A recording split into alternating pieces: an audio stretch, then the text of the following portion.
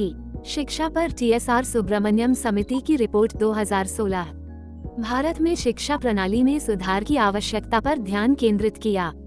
कस्तूरी रंगन समिति नई शिक्षा नीति 2019 समग्र और बहुविषयक शिक्षा के उद्देश्य से एक नई शिक्षा नीति का प्रस्ताव रखा।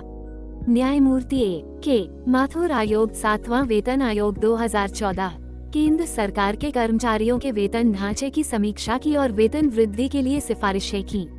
CBI की स्थापना पर के संथानम समिति 1963 भ्रष्टाचार से निपटने के लिए केंद्रीय जांच ब्यूरो की स्थापना की सिफारिश की। SP तलवार समिति कमजोर सार्वजनिक क्षेत्र के बैंकों का पुनर्गठन 2011 कमजोर सार्वजनिक क्षेत्र के बैंकों के प्रदर्शन में सुधार के लिए उनके पुनर्गठन के लिए उपाय सुझाए गए।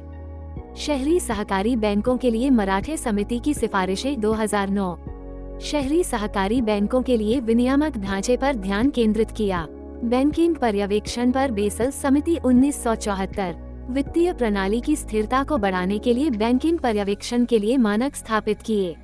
पूंजी खाता परिवर्तनीयता पर तारापुर समिति की रिपोर्ट 1997 भारत में पूंजी खाता परिवर्तनीयता के लिए क्रमिक दृष्टिकोण की सिफारिश की।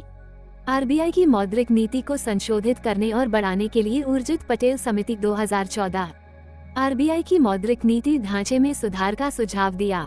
PPP मोड के माध्यम से बुनियादी ढांचे के वित्तपोषण के लिए दीपक पारेख समिति 2007 सार्वजनिक निजी भागीदारी के माध्यम से बुनियादी ढांचे की परियोजनाओं के वित्तपोषण के लिए रणनीतियों की सिफारिश की।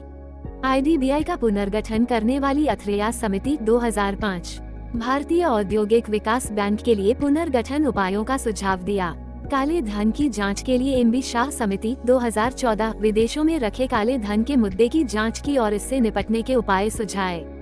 NBFC क्षेत्र सुधारों पर वासुदेव समिति 2016 गैर बैंकिंग वित्तीय कंपनियों के लिए विनियामक सुधारों की सिफारिश की। गैर बैंकिंग वित्तीय कंपनियों NFBC से संबंधित शाह समिति सुधार 2011 NBFC क्षेत्र के विनियमन को मजबूत करने के उपाय सुझाए।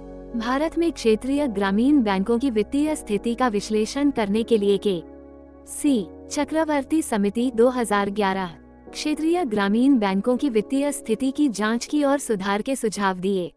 व्यापार सुविधा पर के पिल्लई समिति 2012 व्यापार को सुविधाजनक बनाने और सीमा प्रबंधन को बढ़ाने के उपायों पर ध्यान केंद्रित किया। अगर ये वीडियो आपके लिए उपयोगी है तो इसे अपने दोस्तों के साथ भी शेयर करें और अगर आप इसी तरह के और वीडियो देखना चाहते हैं तो हमारे चैनल को सब्सक्राइब करें और नोटिफिकेशन बेल को दबाना न भूलें।